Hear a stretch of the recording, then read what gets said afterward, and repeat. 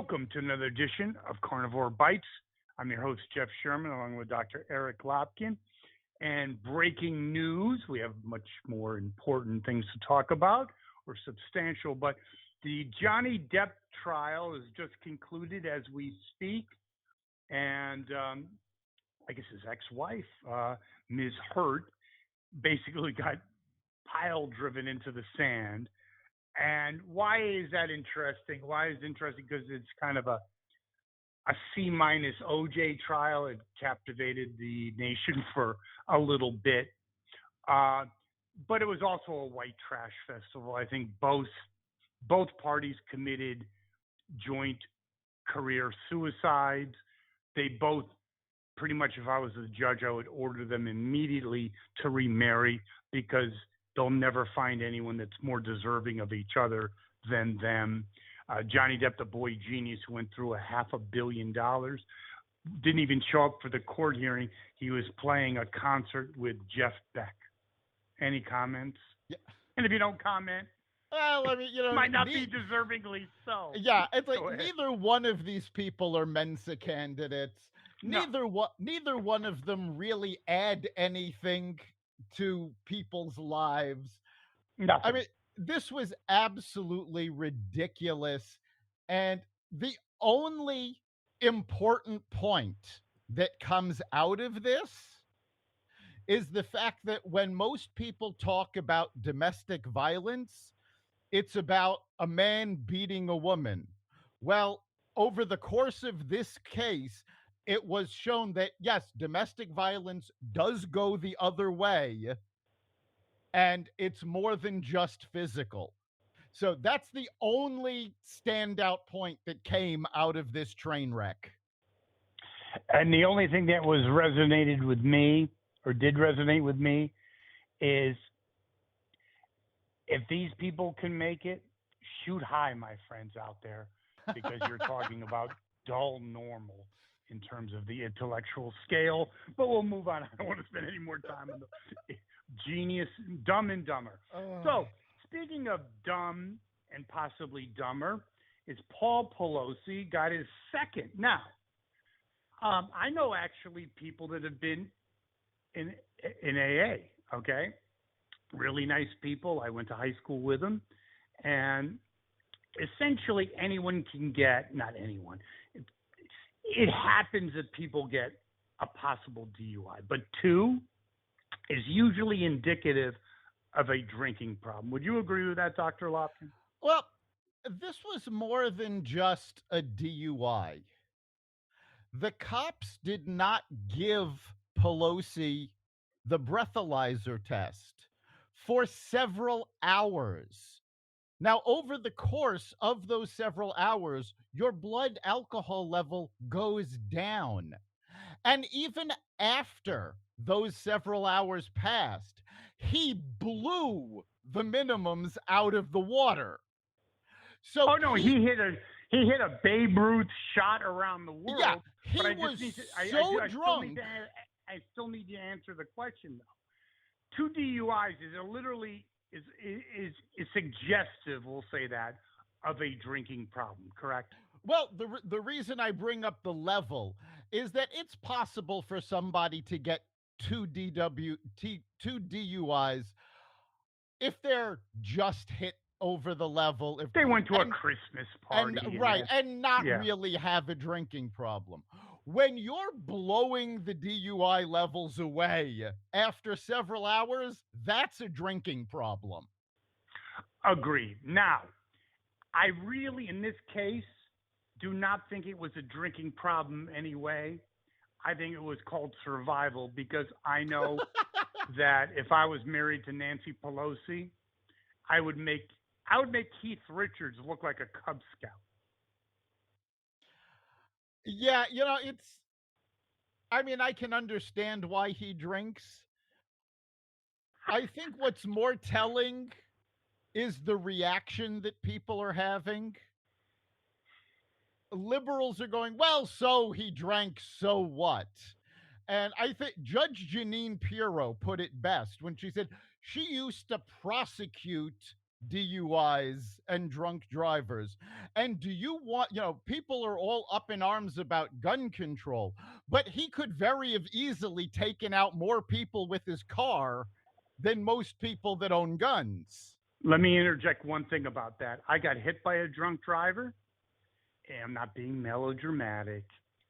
I am so lucky to be alive. The guy was bombed, and just because he had his headlights off and I wasn't tensing, that's the only way I live. My car flipped over.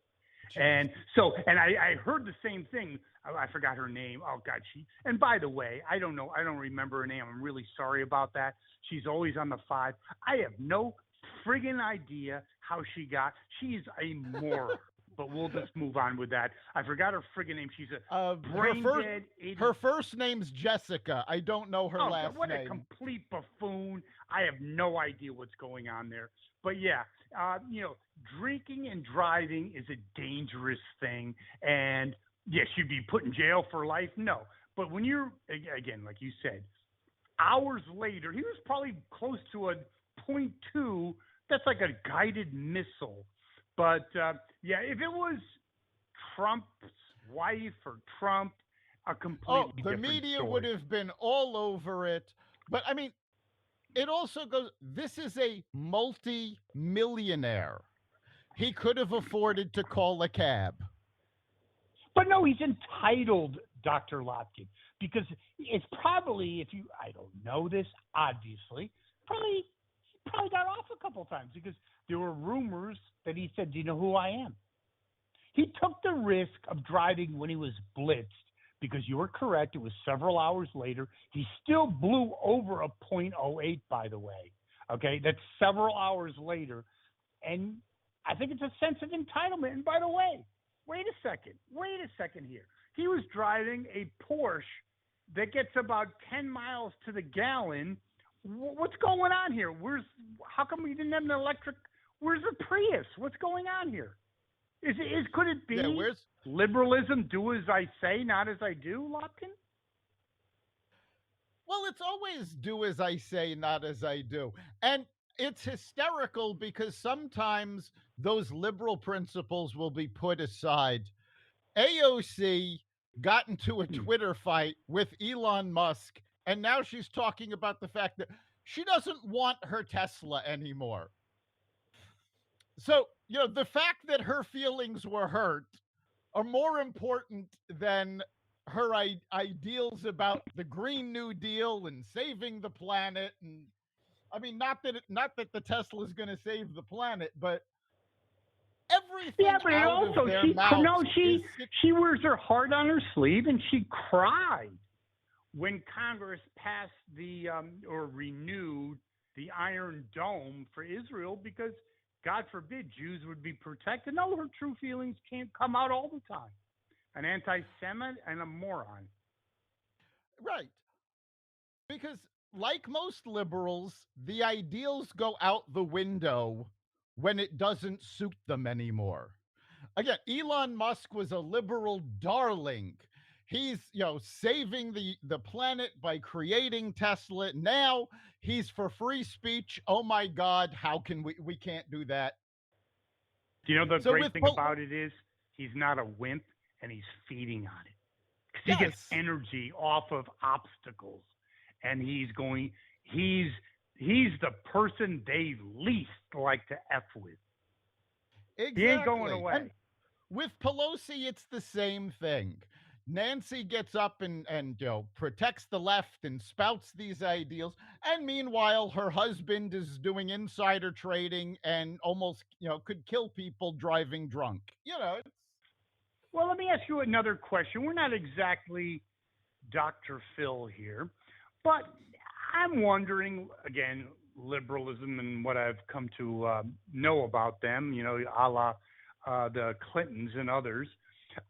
Your wife, the beautiful love of your life, is doing a commencement address at Brown. Wouldn't you, the loving husband who just adores little Nancy, there? Yes. be there and glowing in the front row, and then go drink a quart of alcohol later, but at least be and put up in the best place in Providence, Rhode Island. Yeah, well, am I wrong? Maybe I'm missing something. Hello, maybe I'm missing something. No, I think the two of them have led very separate lives for years. And quite frankly, I mean, I do understand Pelosi makes so many speeches and so many appearances. It's not feasible for him to support her at every one. And I mean, let's face it, she gives the same speech over and over again. How many times can you hear it? Let me ask you a question. Brown is Ivy League minus. Given the intellectual bandwidth of her speech, could they maybe go down in the rankings in the USA Today polls? Well, no. I mean, she probably should have been doing it at a community college. USA Today would give them props for having her.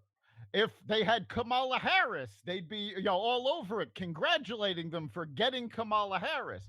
Never mind the fact that the commencement speech would make no sense. No sense. None. And of course, if any of these colleges brought a conservative speaker, then maybe their rankings would go down. People would be protesting. How dare you support both sides of an argument? That would be, I mean, my God, even in a college, God forbid. So Biden, I didn't think he had the capacity to do this, but I guess he's not completely comatose, possibly, is lashing out at his administration, the press, fellow Democrats for not protecting him more. And he also, in his administration, there's big upheavals. Chief of staff, rumors of him leaving. He had 28 African Americans in the White House staff, various levels, obviously. No, the 28 are leaving. I can't imagine he had more than 35. Were they all tokens and just put them in for optics, and then they were never called on? They were never accessed. They had no participation. They said, "Screw this, I'm out of here." But this is two different issues, actually. So I'll address them separately. The first one is Biden lashing out at his administration. And I never thought I'd see this, but I'm going to give him props for this, because he came out and said, no, when I say something, you don't walk it back automatically. I am saying it for a reason. And I was amazed, but this is actually now him standing up to the Democratic machine that put him in office and who's been controlling him. It's great that he stood up to these people. Maybe if he gets enough, on the ball, he'll actually take them on, tell the left to sit down and shut up, and be the more centrist president that he promised to be during the campaign and that he was as a senator. I'm not saying he's a Mensa candidate, but he has always been more centrist than this presidency has indicated. And it's he's also been more cognitively capable as well. But yes. So I would agree with you 100%, Dr. Lopkin. Where I find issue is that if he was the Joe Biden of 15 years ago, fine. But right, the question is, can he do this? Easter Bunny looking out for him, because he could say something so effing stupid that we could get into a hot conflict with Russia, China, or you name it. He's a moron. But you know what? He doesn't need to regain all of his faculties and be the Biden of 15 years ago. He just needs to focus enough for a little while to fire these wacko left people that have been pulling him back and pulling him towards the left, and put more reasonable people, more centrist people in. And he can do that quickly. I've seen folks with Alzheimer's, with dementia, they can have extended periods where they are capable. So let's hope he gets one of these periods and he actually does clean house. Now, to the second thing you brought up, the African Americans leaving his staff en masse. Most African Americans at this point have been very vocal about the fact, hey, we got you into office. Why have you not done anything for us? And for African Americans, for Hispanics in this country, Biden has not been a good president. We've talked in the past about the unemployment rate. Biden keeps touting the fact he has record low unemployment, record low unemployment. But when you go into the details, African American employment was lower during Trump. Hispanic unemployment was lower during Trump. Female unemployment was lower during Trump. So basically, it's white males who are getting all the jobs right now. The unemployment situation is not spread out well as it was under Trump. And again, African Americans are switching to Republicans. Hispanics are switching to Republicans because Biden and the Democrats have not done anything for them and they're taking them for granted. Now, given that they've been doing this for so long, I have to assume that these 28 people in the cabinet that are leaving, they basically put forward their opinions, gave strategies, and were ignored. Yeah, I have to say my original point, I stand by it. I think they were hired for optics because that's what Biden and the Democrats all about is how many women, how many this, how many that. And they were pushed aside. And eventually, like anyone that's qualified or has any kind of an ego, skin in the game, they said, screw this, I'm out of here. I bet they weren't even consulted. They were hired. It was all about optics. So when Biden gave a little teleprompter speech, they'd have the 6 or 7 African Americans behind him. And that's really the Democratic Party. And that is what they're doing. It's a microcosm because they do lip service to these people and they do shit in reality. That's pretty much the case.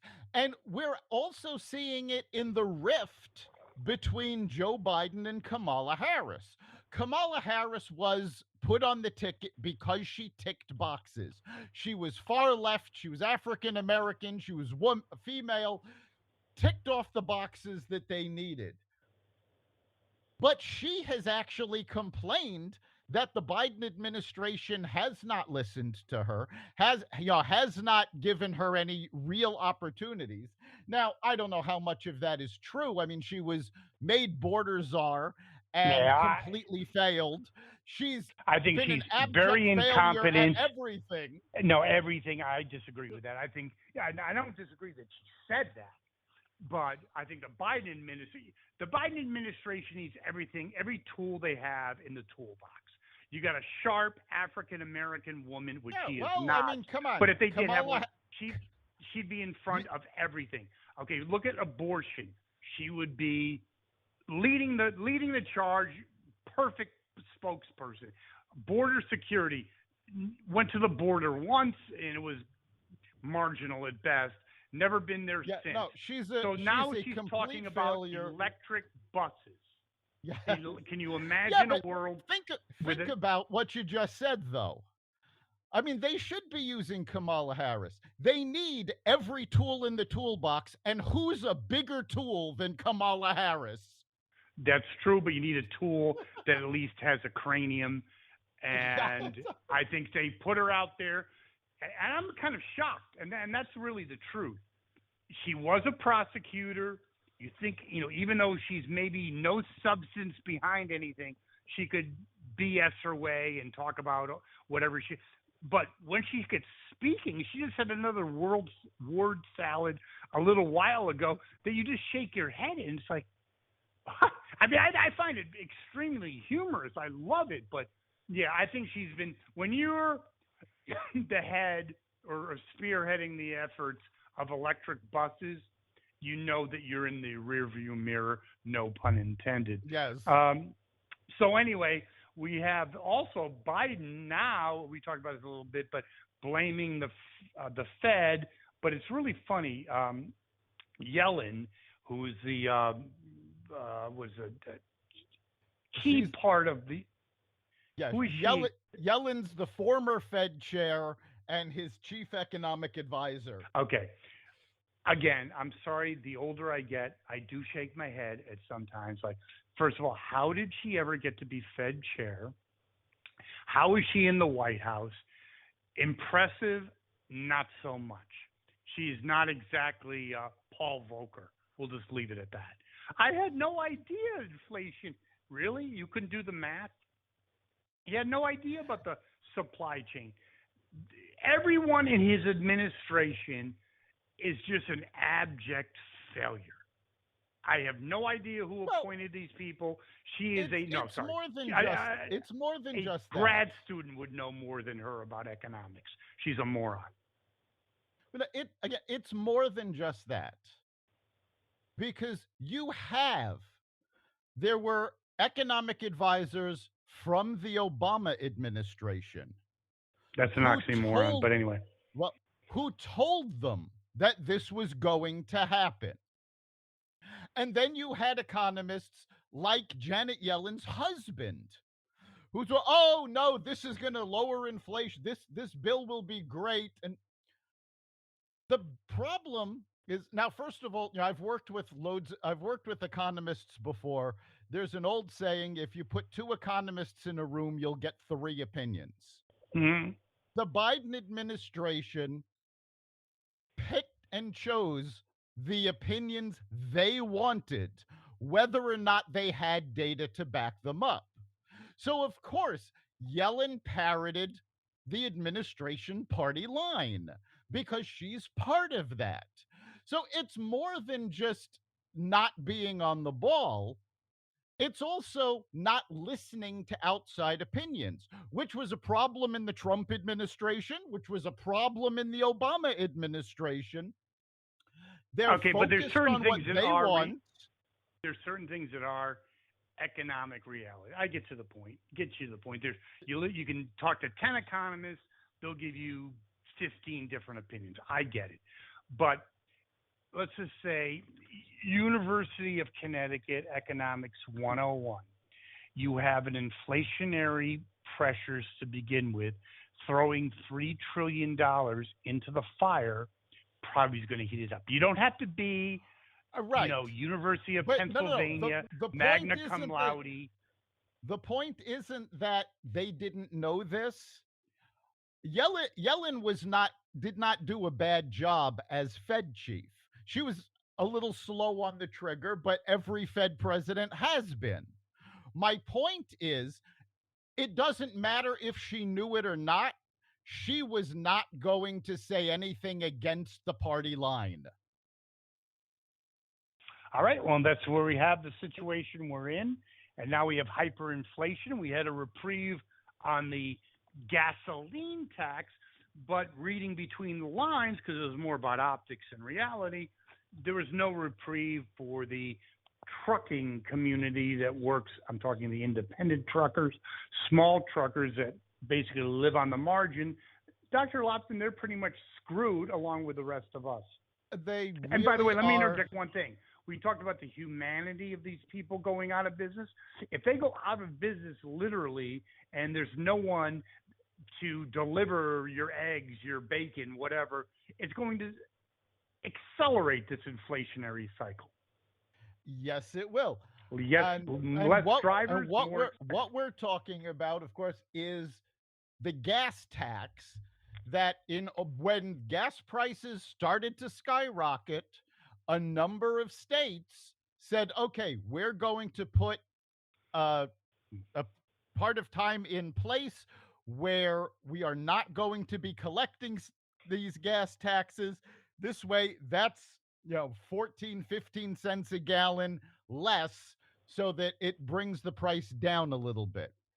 As it turns out, the gas tax vacations were not universally applied. So not only don't all states have these holidays, but some of the ones that do, like Connecticut, where we're broadcasting from, they didn't extend that gas tax holiday to diesel fuel. So truckers are still paying those higher taxes on top of the higher prices of diesel, which in turn makes everything we buy more expensive because the shipping costs are more expensive. And now it turns out that there's an annual evaluation. And here in the Northeast, the tax on diesel fuel in the next few weeks is expected to go up. And they've also decided to have a highway use tax here in Connecticut, which is only going to apply to truckers. So that's going to make inflation worse because you're making it more expensive to ship goods from factories and ports to stores. And why don't these legislators understand that runaway inflation is a tax on everybody and it affects the lower class and the middle class more?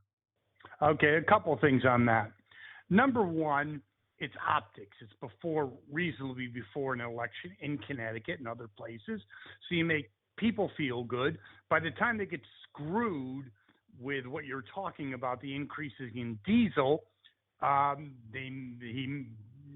may already be elected. And the other thing is, isn't it all the time more about optics and manipulation than reality? Republicans might know business more. They don't know shit about marketing and communication. Democrats are experts. What they're really doing is robbing Peter to pay Paul. They're taking money out of the trough, looking good, and just dumping it on truckers. And there's huge problems just with the costs. But if you have increasing numbers of independent truckers bowing out, you're going to get corporate trucking enterprises really dictating the terms of what they want to do, which seems to be a Democratic theme lately, and further increase. So you have two problems. You have higher input costs and then less competition potentially. It's a disaster.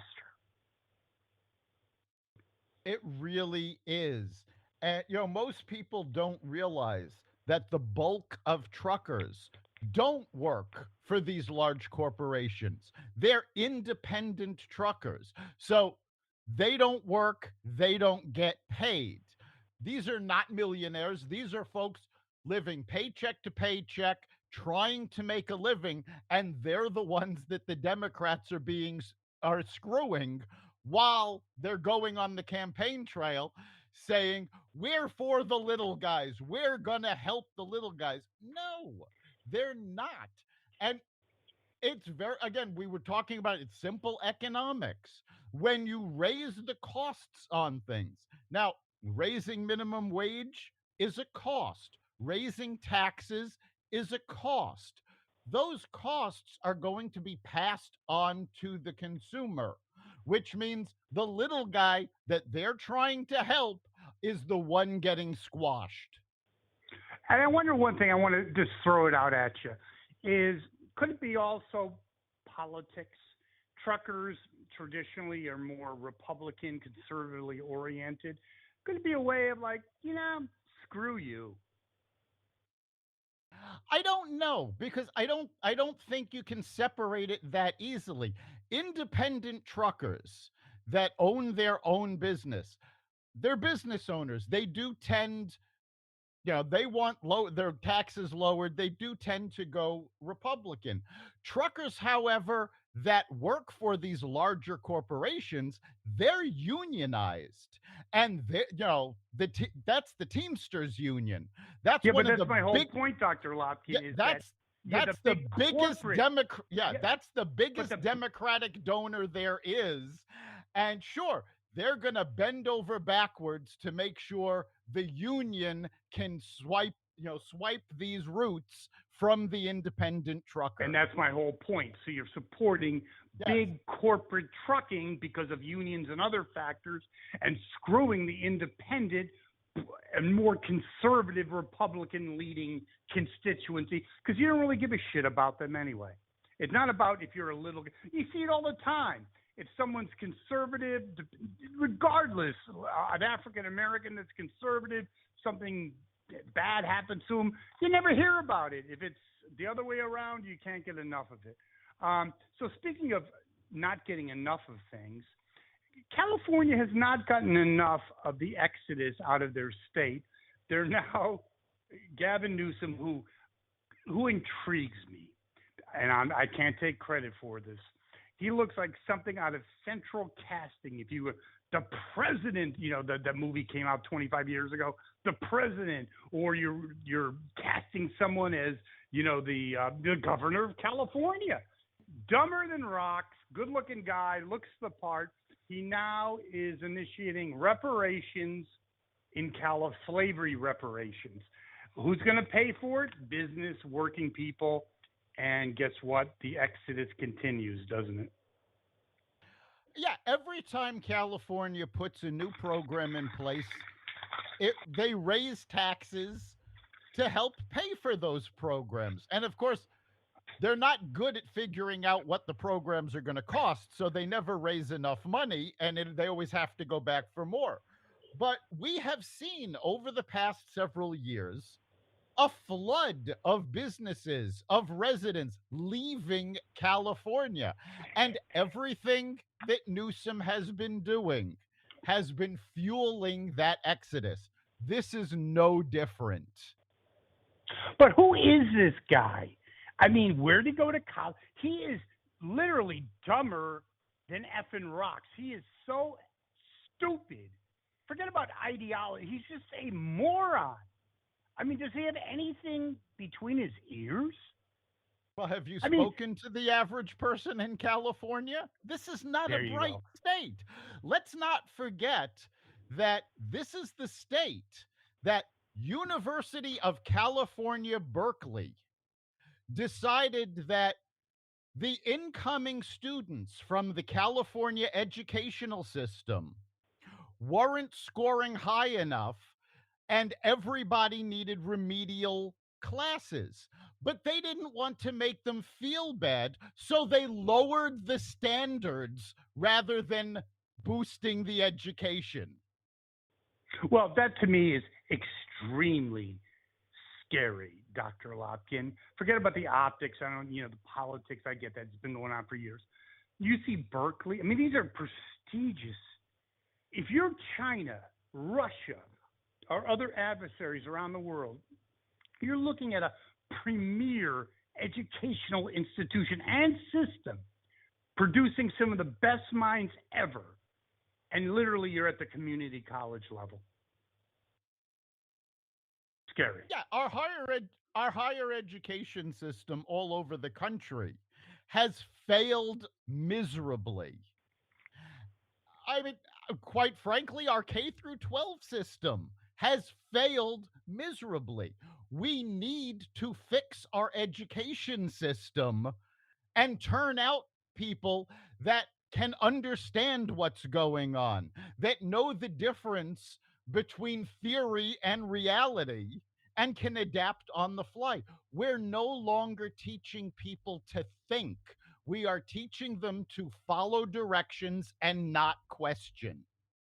Oh, I think it's worse than that. I think you're talking about in college. College used to actually be college. I know it sounds scary, Dr. Lopkin. It was actually, you had to get into college, and now it's so watered down. And I kind of agree with you, because I've thought about if I had children, I'm not so sure college for what? Now, if you're like some nuclear physicist, I got it. A marketing manager? Like, really? And it's so dummied down. It is literally college is high school 30 years ago. That's all it is. It's a money-making machine. And some of these private schools have check will travel. There you go. Welcome to the University of Carl. That in a lot of cases, that's what it is. It is the And case. businesses and companies are realizing this, and they're going, you know what? We'd rather have a technical certification than a college degree because we know the degree is just a piece of paper. It's a bunch of bullshit. But I also believe in what you were saying. I know if I was an employer, I'd much rather have someone with a couple technical certifications. I do believe in education. That's just me, okay? And maybe an associate's degree with that. Any day in studying, I don't know, Native American studies or for what? Art history? Like really? Like really? No, I'd rather have. My point is, the point for me is I would admire a young person, man, woman, black, white, that had the brains to figure out their own agenda, not just being a meme of the friggin' college corporate basically machine and saying, I'm going to these skills, these are the ones I want. And in an interview, if you could articulate that, I think you would blow away someone from Trinity. Absolutely. The important thing is education. And I have repeatedly pulled up this quote from Mark Twain, who said, I have never let my schooling get in the way of my education.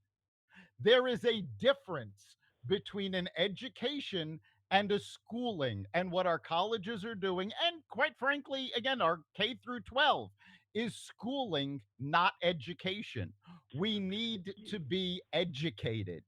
No, I get that, and I'll again in closing, K through 12, 100%, I get it, but college used to be the differentiator of America. Okay, you had these prestigious UC Berkeley, all these schools. You had, I'm sorry, 30 years ago, 40 years ago, 50 years ago. When I look at like stupid shows like about some pilot in World War II and they went to UC Berkeley, I'm going, wow, that guy must have been pretty smart. You had to really get into, you had to be, not everyone got in. You had to have half a brain, okay? And it meant something. And I'm sorry, 50 years ago, college taught you, it had a value. I'd hire a, yes, yeah, because it had value. It has no value now, okay? They have a special education in colleges now. Really? The basic problem is the educational system brainwashed entire generations of people into thinking they had to go to college. Well, guess what? You want to be a carpenter, you don't need college. You want to be a plumber or an electrician, you don't need college. And quite frankly, carpenter, construction worker, electrician, plumber, these are more important than folks that can do marketing or, It's even bigger than that, Lopkin. It's more like STEM skills and technique. That's what the world needs. You don't need another friggin' moron. By the way, marketing, you should teach that in a weekend retreat. And here's the class: buy low, sell high, know your customers, and the rest you'll learn. Ladies and gentlemen, $1,000. Thank you very much. And you got your Jeff Sherman marketing degree. Take care. So anyway, a great show, Dr. Lopkin. And hopefully Mr. Pelosi won't get another DUI. I hope I'm not in the same. By the way, should they have fast lane, commuter lane, and Pelosi lane to protect people? Because this guy's a guided missile. Who knows? Well, I mean, my comment on that, I'm going to go back to comedian George Wallace, who years ago said, drunk drivers, I think we should have a lane for these people. One lane, both directions. There you go. Dr. Lopkin, great show. And we're almost up on our 200th show. Close. Yeah, we'll be coming up in just a few weeks, our 200th podcast. And of course, you can listen to every episode of Carnivore Bites at xvadio.com/podcasts, the Carnivore Radio website, Apple Podcasts, Google Podcasts, Spotify, iHeartRadio, Stitcher, Amazon Music, Audible, and wherever you find podcasts. And Mr. Pelosi, when you're listening to us, he would never listen to us. Make sure you got both hands on the wheel when you're in the car. Don't look at your cell phone. You got bad enough problems. And another good feather in our cap, I believe we outlasted CNN Plus. That bar's pretty low, though, isn't it? No, that's a pretty low bar, but we beat CNN Plus by quite a lot. Dr. Lopkin, great show. Thanks so much. We'll see you next week.